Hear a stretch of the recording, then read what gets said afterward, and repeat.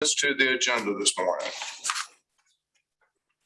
I'd like to have a motion for approval of the minutes. So moved, Mr. Chairman. Second. We have a motion to approve by Mr. Holland and a second by Mr. Hodges.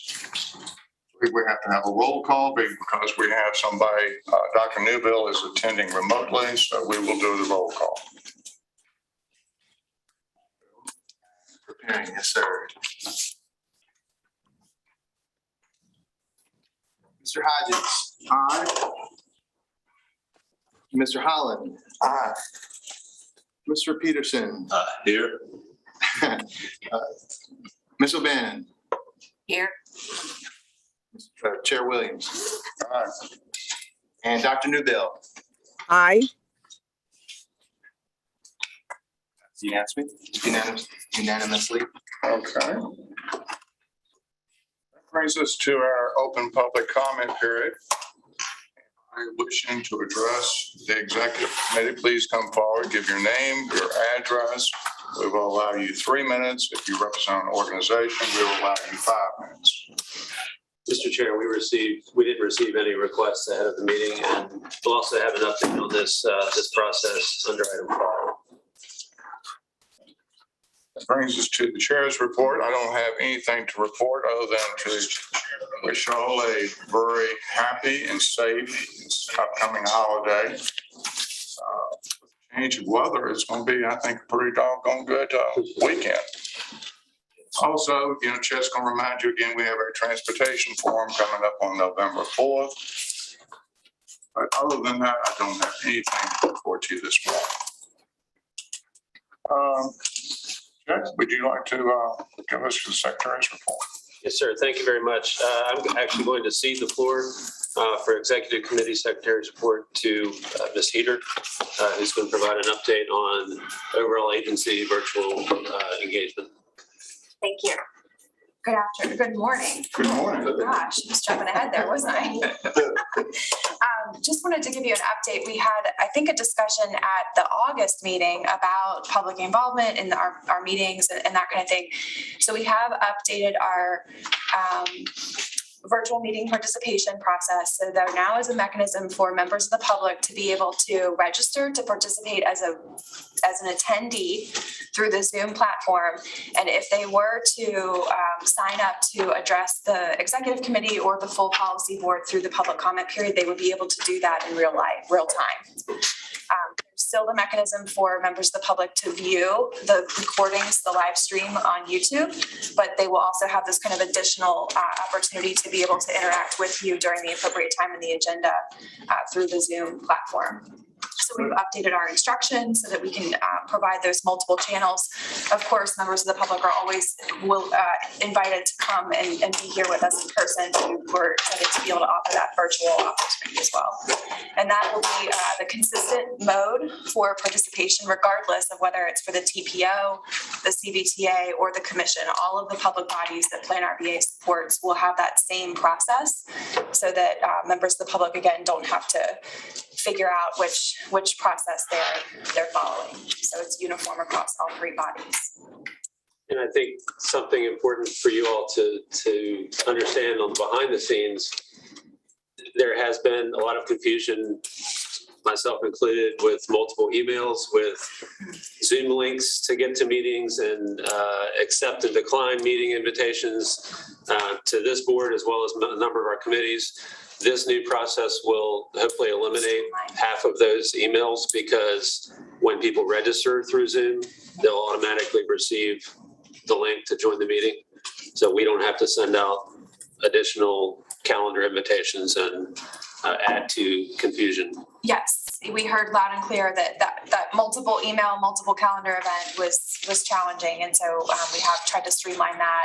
So if a member, as Dr. Newbill is this morning, a member of the body is participating virtually, we have a mechanism for that, and the access information will get sent directly to that person, not to everybody. So if you don't have the Zoom access information, that means that we are counting on you being here in person. But then that also coincides with the new requirements requirements from FOIA to be able to have a mechanism to register and notify the chair and those practices around virtual participation. So we think that this will not only help streamline things, but make the process smoother all the way around. I'm assuming, Peterson, please. I'm assuming that as Dr. Newbill is on virtually today, but this is in accordance with Richmond's declaration through December. Come December, participation by members still has to be in person, is correct? There are limited instances where virtual participation is permitted, but you are correct that currently through the end of December, anyone who participates virtually is participating under that local declaration of emergency. But after the end of December, it would be under the quote normal bylaws. circumstances. Yes, where there would have to be a specific reason for participating, not the specifics of the pandemic. That's pursuant to That's correct. Thank the you. Freedom of Information Act allows virtual participation under limited circumstances. And if I may, I'd like to Please. just also share that we also have been working behind the scenes to be able to get quotes, to be able to upgrade the visual component for here in the room.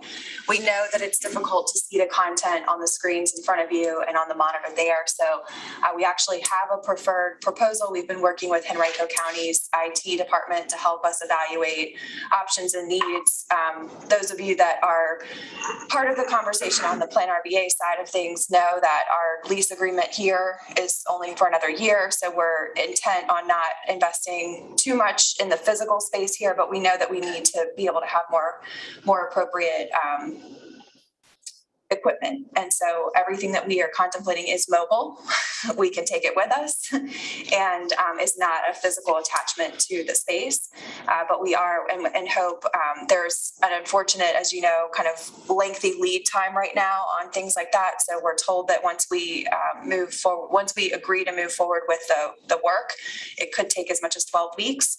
But we're working to go as quickly as we can to get just better display monitors and be able to make sure that you can see what you're supposed to be looking at. Good stuff, Martha. Thank you. Sure. Yeah. Any questions for Martha before she leaves? Yes.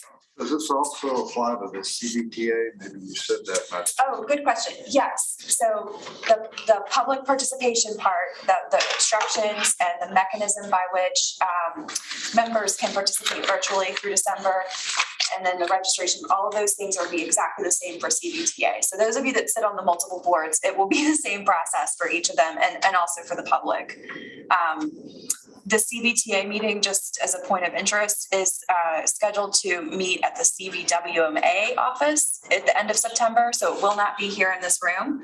So we'll be working with the technology that's on site there. But certainly we'll be working with Mr. Thornton to find a permanent home for your meetings. And we're happy to host it here just because, it's convenient. So, logical. yeah, but we'll take that up with Mr. Thornton. But as far as the procedures part, it'll all be the same across all of the bodies. Thank you. Okay, Martha, before you leave, if you would, we had a brief discussion right before the meeting this morning as a follow-up to our meeting last, where we talked about the need to be able to communicate across the three organizations out to people in Central Virginia about what we do across Plan RBA, Richmond Regional Transportation Planning Organization, and the Central Virginia Transportation Authority. In the conversation sidebar, I had this morning, I explained that Mr. Addison had left a message, I believe, for me this morning, which didn't come through. Okay, so I couldn't quite understand what he was trying to say. Plus, the message got cut off.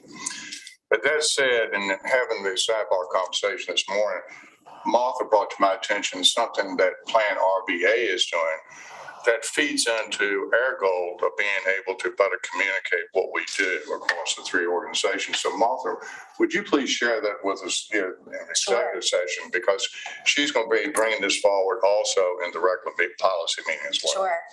So next week at the executive committee for Plan RVA, the committee will be evaluating a recommendation from our public outreach and engagement committee to move forward with a proposal to do just that, to be able to develop sort of those communication messaging and channels and content to be able to put out to the public, but also our stakeholders, local governments in particular, but other community stakeholders, the media and the like, to be able to communicate Plan RVA, the RRTPO, the CBTA, and our Emergency Management Alliance, broadening from transportation, who we are, how each of those entities interact with each other and how they function, kind of as a set of organizations, but also individually. And I would hope also our accomplishments as we go forward. Absolutely, yes. Frankly, why we think the general public should care about this and how they can be involved and how they can know what's happening. So Yes. to your point, those accomplishments. And Mr. Chairman, Yes, please, Pat. I wasn't going to bring it up right now, but that was the number one thing on my list. At the certification review, I didn't attend the whole thing. The first couple of hours, it kept coming back to that sort of thing. And that was the top thing I wrote on my sheet. Asked Chet, we need a presentation about the CBTA and we should do that for the PDC. But that was one of the main conclusions when they talked about everything for public content, but public comment. But this organization, there's a lot of people that are in this organization that don't, aren't on this, or they don't participate in CBTA that much, or, we need to give the same presentation across the board.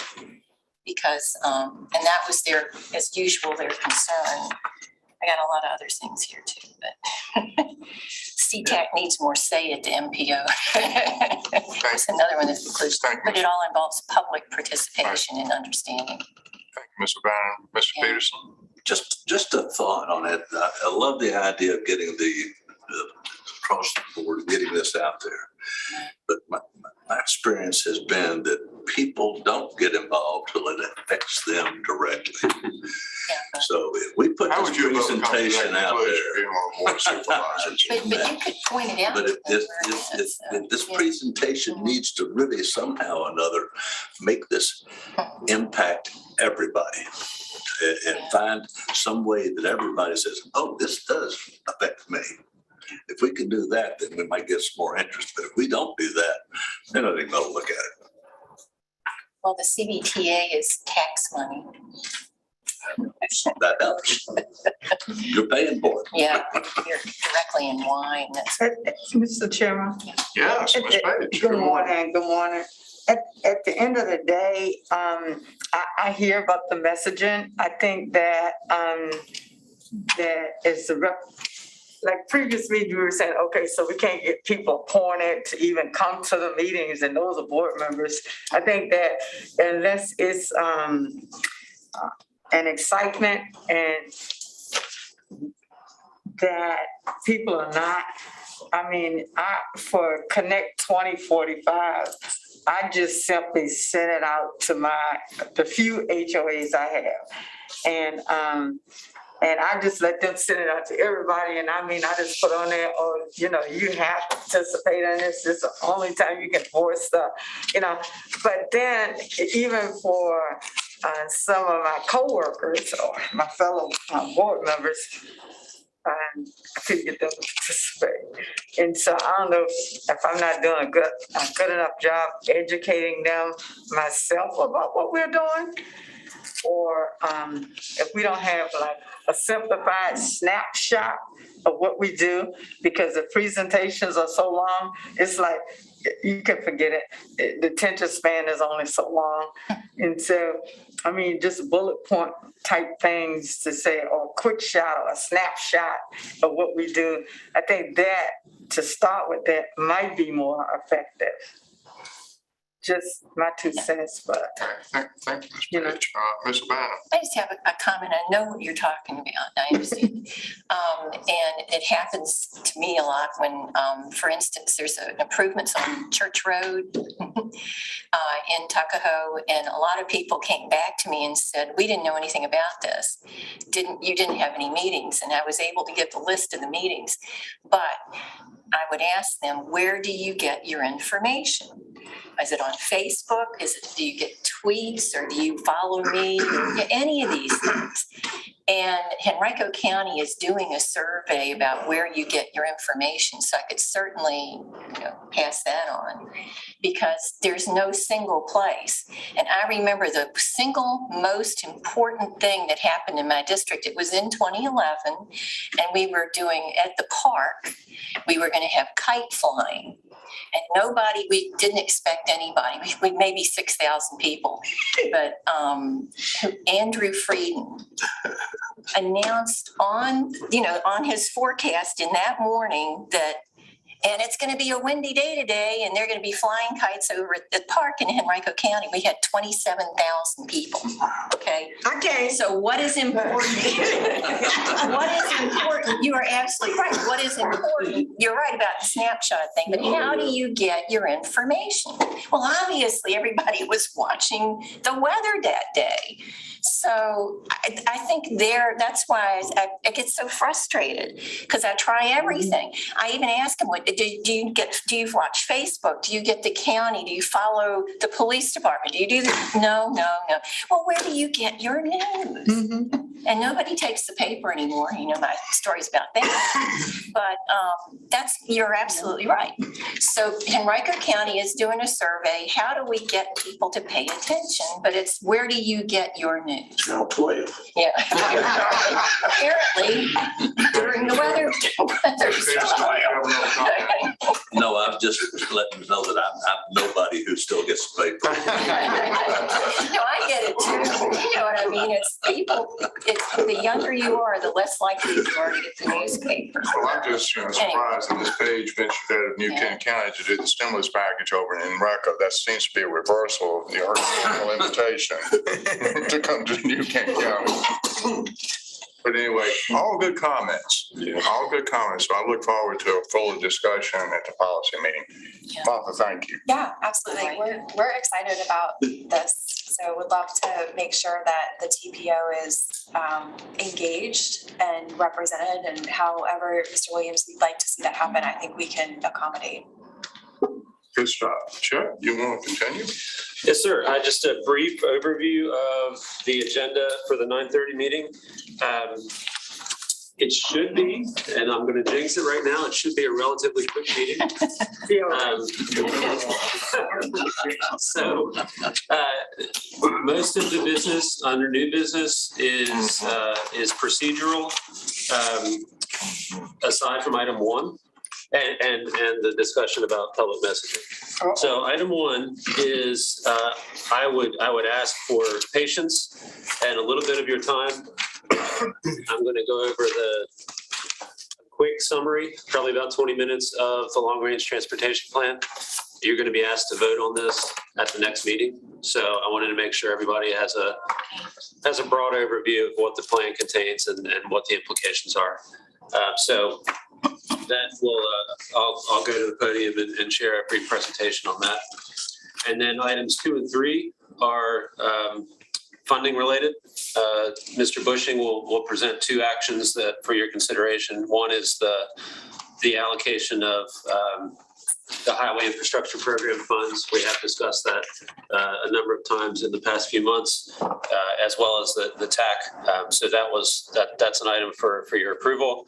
And then the endorsement of the transportation alternatives grants, the set aside. This is something that we do every year. The policy board basically endorses the applications of the member jurisdictions. So it's just yes, this is a good idea, and we add our names to this.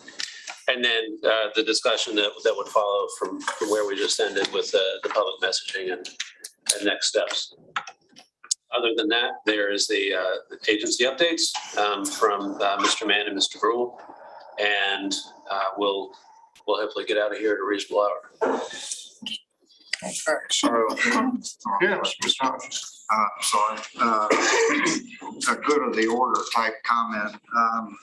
It helps me as a member, looking at the resolution I'm being asked to adopt and translating, looking at CRRSAA highway infrastructure.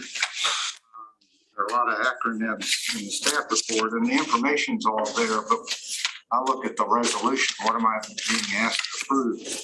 And UPC 11204 doesn't mean a lot to me until I go into the text. So my comment would be, in terms of transparency, it would be helpful to say Ashland, just some Ashland, Arbor Oak, Ash Cake Road, Route 1 improvement, something other than just the technical term. The UPC label. Something that's more. Just in front, apparent after the jurisdiction and just a line as to what it is. Would be Yes, helpful. that's a great point. Thank you, Mr. Hodges. And I'll get with Mr. Bushing before the meeting starts so that he can translate the UPC codes as part of the resolution. Thank you. I think it would be helpful. Thank you. Mr. Chair. Yes. We do also have Ms. Lasswell on the virtual call now. Okay. Welcome, Susan.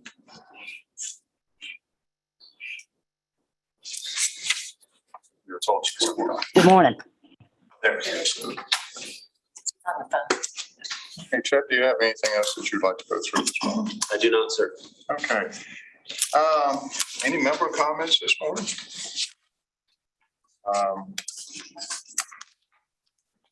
They already know Goochland has a new interim county administrator. No stranger to any of us is Mr. Alvarez, who was a former representative and a former chair on this body. So he's been pressed back into service again over in Goochland. So we welcome him back in his new capacity. Let's see, our next meeting is when, Chet, on October 4th. October It's 4th. a Monday. Take note of that. Yeah, that's a departure, isn't it? It is. Yes, sir. Okay. With that, I will, Just- yes, Chet, are you going to Mr. give any information about the certification process at the meeting, At the next meeting? Yes, yes. at the next meeting, Yes, ma'am. not this one? Well, I can give an update now too. If you'd like to, go ahead then. Sure. And I was planning on addressing that at 9:30, but Okay. we had our certification review with the Federal Highway Administration and Federal Transit Administration last week on Tuesday and Thursday. And thank you for those of you who were able to participate. We did have sizable participation from member governments and local staff. And I think overall, the review went very, very well. We did hear a couple concerns about reviews that VDOT carries out with MPOs around the state, and we're looking forward to seeing what the recommendations are back from our federal partners on that. But I think overall the tone, the responsiveness, the questioning from the folks who were doing the review was spot on, and I think from our side we were able to provide adequate, I'd say, hopefully great responses to their questions, and I think we met all the marks. They do have a 60-day window where they're accepting additional comments from the public. So I don't expect a report back from them until midway through the fall. But as soon as I know something, I'll be certain to pass that on to the board for your review and consideration. But I think overall it went very well. I know Ms. Havana was there for the first day. I And just listened. Yeah. I decided if anything I said would probably get misinterpreted or whatever, I just wasn't going to say anything. So I wrote lots of notes, but it was a departure from previous reviews because it was virtual. It was all virtual, and that was the recommendation of the federal partners. But I don't think we skipped a beat. I mean, we hosted it all through the platform here, and I think it went really, really well. Again, So Chad, when do you expect to hear back from them in terms of, the final report? 60 days was their window. So I would I know in the expect past, they've November. had some problems in Yeah. getting timely responses back, Yeah.